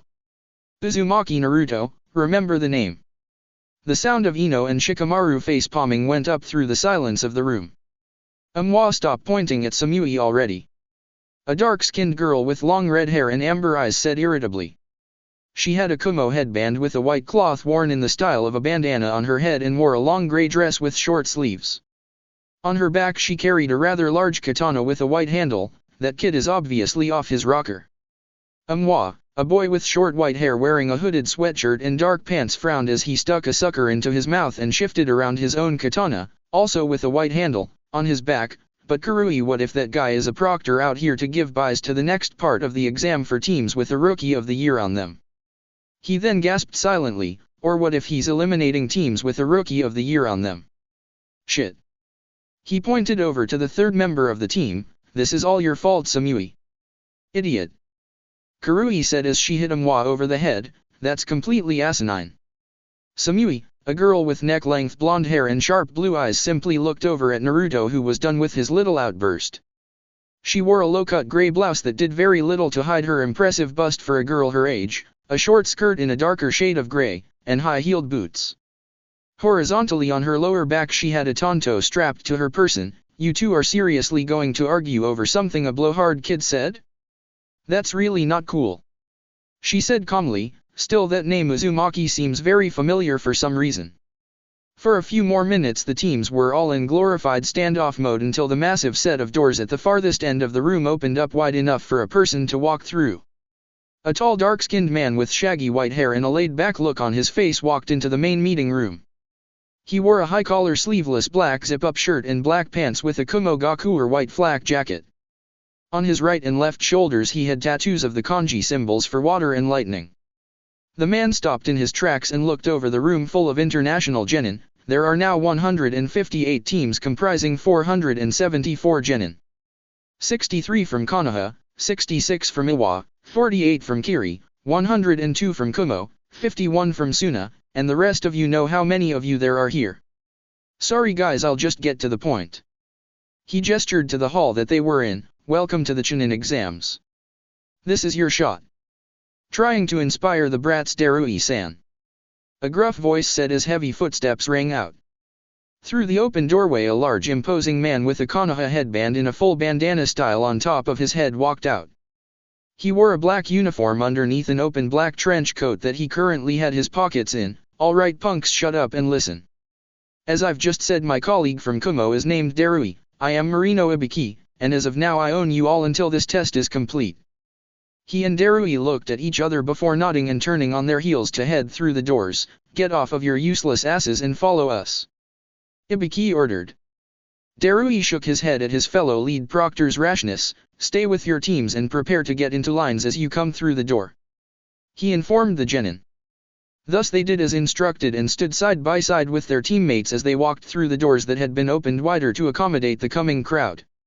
As the teams entered through the doors they found themselves standing in a very long corridor with multiple doors lining the walls on both sides, each with a number pinned to it and with chunin of multiple nationalities standing guard in front, one for each door. This is the first test.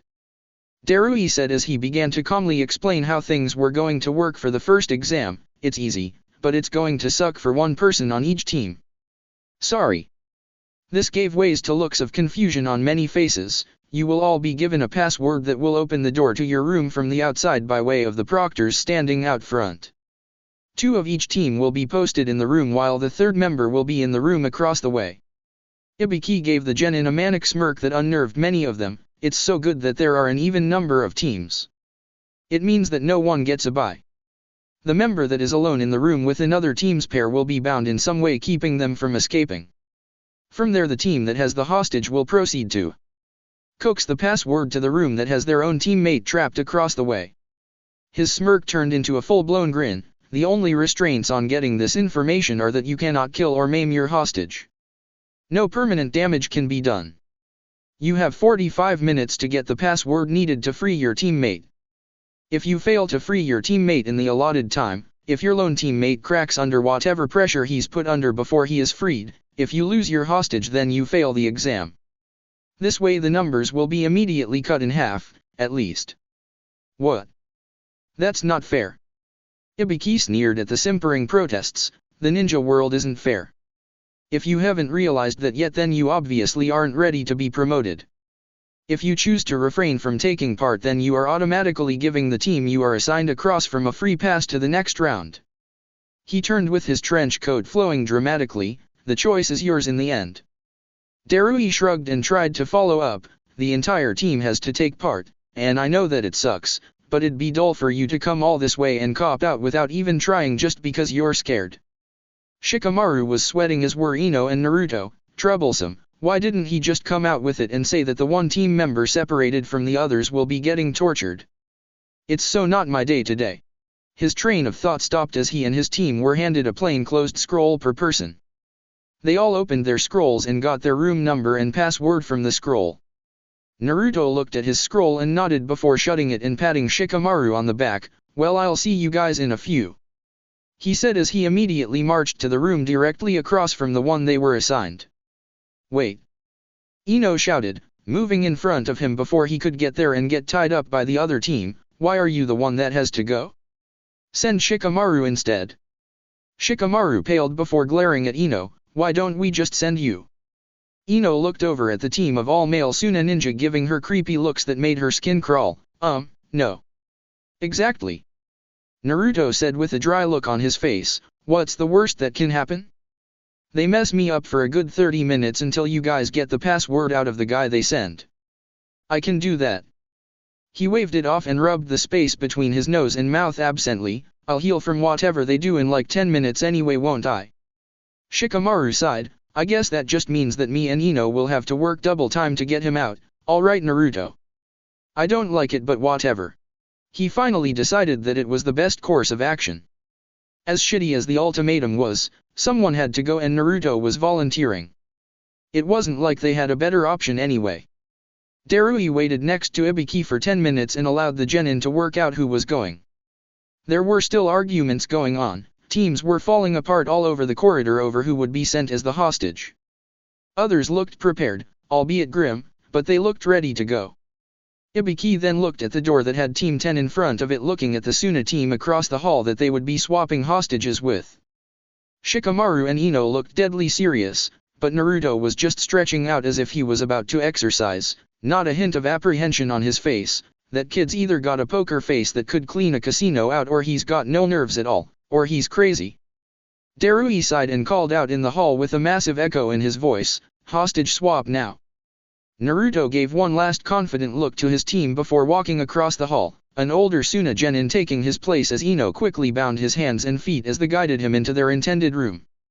Before shutting the door, Ino looked back at Naruto, who had been tied up, only with his hands tied behind his back, and had been led into the room, turning to give her one last wink to assure her he'd be fine. The moment these doors close, you have 45 minutes to extract the information you need. Ibiki bellowed to everyone competing, remember your rules and parameters. And may Kami help you. With that the doors closed and the first test began. Ibiki looked over at Darui, who was rubbing his temple. What's the matter? Kind of a messed up test, isn't it? Darui responded. Ibiki chuckled. Yeah, it's great, isn't it? His chuckles grew to full laughter after a moment. Did you see the looks on a few of their faces? What's the over-under for the first person to quit? I give the first one 5 minutes. Darui took a step away from Ibiki, and the proctors guarding the rooms all shivered at the intimidating Konoha ninja's amused laughter. With Naruto hanging off of the ground by his hands, which were bound behind his back, Naruto had to admit that this was a pretty uncomfortable position to be hung off of the ground in. For people that didn't have his stamina, because he could just hold himself up in a position that didn't feel like he was tearing his arms out of the sockets. He wondered how long he could hold it for. Sure as hell not 45 minutes with his life not on the line. The room was bare with white walls, the only thing there was a sturdy wooden chair. That was probably what he was meant to be initially bound to, but his captors decided to waste 5 minutes being creative by turning him into a party favor. And the sounds of thuds from other rooms could be heard, probably someone getting physical with their torture. Speaking of physical torture. Oof. Naruto let out another short grunt of pain as another fist bounced off of his face and had him swing around like a piñata. What's the password? The Tsunagenin standing off to the side asked calmly as his partner administered the beating to Naruto. Why not? Bruises, cuts, and busted bones weren't permanent. Naruto's stinging cheek wasn't even inconvenient yet. His clones hit harder than this, your mom. A timeless classic witty response. Unfortunately, this answer resulted in Naruto taking the blunt metal ring of a kunai bouncing off of his dome. This split him open over the eye. Ah, bastard. The one that hit Naruto looked at his teammate who was giving him a distasteful look. What? It's just a little wound. How's that permanent damage? Why don't you tell us the password? The Tsunagenin standing off to the side suggested again. I don't know. Naruto said, shutting his right eye so that his blood didn't drip into it directly and irritate it. I wasn't paying attention. Both Tsunagenin's jaws dropped at hearing that admission. Why the fuck weren't you paying attention? One of them snapped, are you just going to let us kick the shit out of you the entire time? Well, that's a good question. Naruto said, smirking. One thing he had learned from Jiraiya over the course of 1 week was how to piss other people off by just talking, even though he was pretty good at that in the first place. It's just that this week expanded his lexis of insults and slurs. I was sidetracked. You see, the thing is, your mom, and I'm sure you've heard this, gives the best fucking blowjobs, and she's waiting in my team's hotel room, and I was just so excited to just get back there and get some of that, I completely spaced out on the whole password thing. I mean, your mom is an absolute pro. The two Tsunagenin just stared at Naruto in complete shock. This kid was 5 years younger than them, tied up, and with the largest satisfied smirk on his face that they could have ever thought possible for the situation he was in. And then he took it to a whole other level when he opened his mouth and poked the inside one of his cheeks repeatedly while rolling his eyes. The only thing that would have made it worse would have been if his hands were free so that he could make the hand gesture to go with his facial gesture. Smart. Hell no, he was tied up and his hands were put in a position where he couldn't make a single hand seal to save his life. Was it satisfying to see their faces turn red since he never specified which one of their moms he was referencing? Yes. Yes, it was. And it stayed satisfying right up until the sturdy wooden chair ended up getting acquainted with his head. Crack. It's only been 15 minutes. Naruto thought as his head started swimming after the first shot. Was this his first concussion? Crack. Well, if it was, then why half-ass it? Go all the way with it, that chair's really sturdy. Maybe I should sit in it while your mom is dash dot. Crack. Thanks, Jiraiya. With Ino and Shikamaru. Password please. Shikamaru asked lazily as he stood up, looking at the Tsunagenin they were intent on getting the information from. Fuck you. He spat back. He was not tied up. He wasn't bound by anything at all, unless one takes Shikamaru's shadow into account. Also, he was holding a kunai in his hand. That's very important for the chain of events currently taking place. Your choice, but I wanted to avoid this part. Shikamaru said as he raised a hammer fist high above his head, forcing the prisoner to do the same. Last chance. Despite the sweat beading the Tsunagenin's head in trepidation, he didn't waver. Shikamaru shrugged and brought his arm down his dead weight directly towards his own testicles, stopping short just an inch away, just enough distance for say the ring of a kunai to fill the space with. Gah!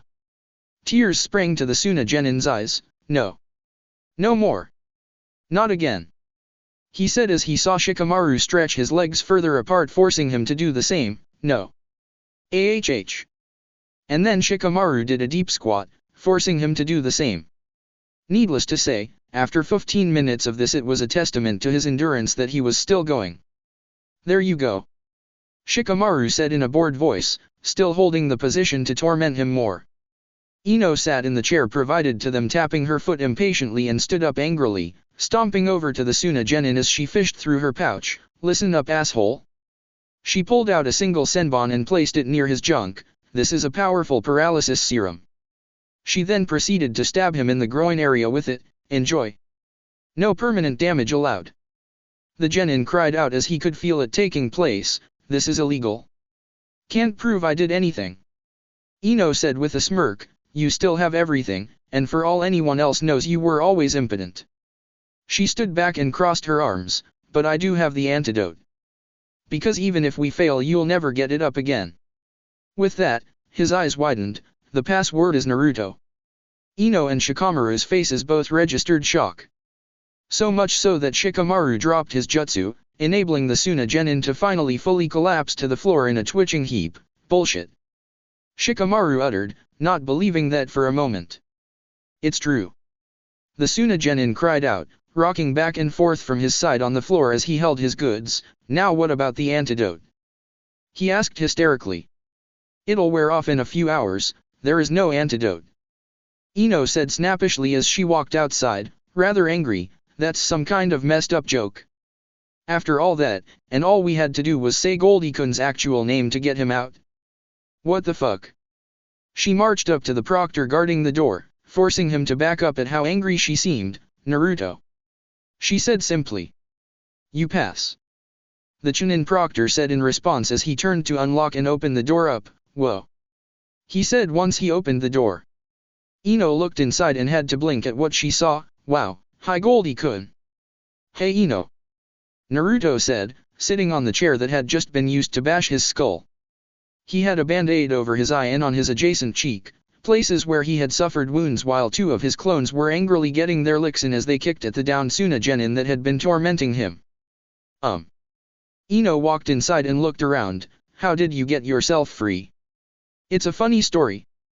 He said with a laugh before stopping abruptly, and by funny I mean painful. Flashback, 5 minutes prior. Crack. Fuck this. Naruto thought. Enough of having his brains scrambled by these two Neanderthals. He needed his brain for thinking good, and speaking of thinking good, the password scroll is in my windbreaker. Just stop already. He yelled, blood streaming down his face. The Genin holding the chair smirked and tossed it aside to search, pulling out a scroll just like Naruto said. Jackpot. Sorry kid. 20 minutes is a long time to take an ass beating though. With that he opened the scroll and smoke engulfed the room, obstructing everyone's view as the sounds of a beating could be heard. When the smoke cleared, Naruto was being cut loose from his bonds by a Kagebunshin while another clone was beating the two Suna Genin with the chair, while they were unconscious already. Naruto ignored that clone in favor of the one that freed him. Suckers. Jiraiya-sensei knows his stuff when he said I could seal jutsu. I didn't think it would work on you guys though. Don't you guys need to breathe? He asked, getting a shrug from the clone as it set him down carefully against the wall, eliciting a groan from Naruto. So what was it like inside of that sealing scroll anyway? The clone's eyes glazed over as it spoke in a monotone manner. We saw everything. We know everything. And we still know nothing. And with that it began to fix Naruto's injuries like a zombie. Naruto just stared at his clone. One clearly had developed manic claustrophobia issues due to the aggressive beating it was still doling out to his captors, while the other went insane inside of the sealing scroll he used to seal them in due to whatever the experience was like. I wonder if I'm going to get the backlash for that when I dispel them. He thought to himself. End flashback. Ino and Shikamaru walked with Naruto down the corridor toward the two main proctors as Shikamaru tried to get Naruto's story straight. You had a scroll already booby-trapped with clones in it? How do you know this would happen? He asked. I didn't. Naruto replied, it wasn't supposed to be a booby trap. If we got into a fight I was going to give the scroll to one of you so that you could at least have a clone or two to help out. But I didn't know how many I could seal, and it keeps my chakra split up, plus I didn't know how long they would last in there. I still don't. And I think sealing them messes with my clones' heads, so I'm not sure about doing that again. Ibiki saw the Konoha Team 10 walk up to him. You're all here? You pass. He then yelled down the hall to the proctors, "The genin of room 39 are disqualified. Get them out of there." He jerked his thumb behind him, "Go and wait in the next room until the next phase begins." He looked over at Naruto, "You're going to need the rest, kid." "You'd think so." Naruto muttered under his breath since Ibiki kind of freaked him out. He then said something that made Ibiki smirk, "I just got beaten up for 20 minutes, how much harder could this exam get?" Ibiki chuckled quietly to himself as Team 10 left towards the waiting room. "Oh, you poor bastard, you have no idea." Laughs, "No idea. Hey, you're not a genius. Who cares? Read this and you won't suck at Fuinjutsu," by Jiraiya. So easy, yet so hard. So despite the clearly master level tips and tricks I will be giving you to teach you how to do this, Fuinjutsu is pretty much a self-taught process. Everyone has their own way of getting things down, so you'll eventually find your own way. Hey, eventually you'll get good enough to use the art in the middle of battle, and you'll see why that is so great later. Trust me, it's fantastic. First of all, if you suck at hand seals, you're going to want to bone up on that little practice because a lot of the bigger stuff you'll use will have more than a few, so get those fingers loose. You're going to need those digits ready for action. Man, that sounded so wrong, or so right. You know what I mean. With our art you can make barriers, you can seal off chakra, but the toughest stuff will have you working with souls. Souls. Actual living souls. For now, however, you're just going to learn how to seal simple objects like clothing or weapons. You've got to learn how to walk before you can run. And in this case you have to learn how to crawl before you walk. You will be getting the gist of just what it means to seal an object. Scrolls are the easiest thing to seal things into due to the amount of space allowed to work and the fact that if you mess it up you really won't have any negative consequences for your actions. You should putter around with basic item sealing for a while until you feel confident enough to move on. Practice inscribing the seal array below this passage, which is just a bunch of kanji, so you should really recognize how beginner this step is to learn. When you get it right you can seal and unseal items from the scroll at will. Practice making your own scrolls. Sell them to your friends for a reduced price from what they can get in stores. You could run your own bootleg sealing scroll business and make some pocket change for yourself. Do not put this seal on anything else, hotshot. That's beyond your scope of ability unless you would like a kunai bonded with your heart or other vital organs. Think I'm joking? Go ahead and try it. Sealing things on your person is an advanced technique, so take things step by step until you get that far. Sealing things in your own body should only be done by experts or as a last resort. Seal your clothes or extra supplies that you think you'll want to bring. As a matter of fact, seal the stuff that you want to take with you on missions but can't carry in your pack because it wastes space. You could literally bring your entire life with you on the road, no more Spartan living for you. Now get to practicing, and experiment with certain sealings. The generic sealing technique can be very tricky and effective in the field. Use your imagination. Once you get this down and start using it more and more, you'll catch my drift, and then you'll really start to see what Fuinjutsu can do. Because if sealing a kunai or two is all you're thinking of when you decide to use this jutsu, then you need to expand your mind and think a little harder. That's it for part 7. Thank you for watching and see you on the next video.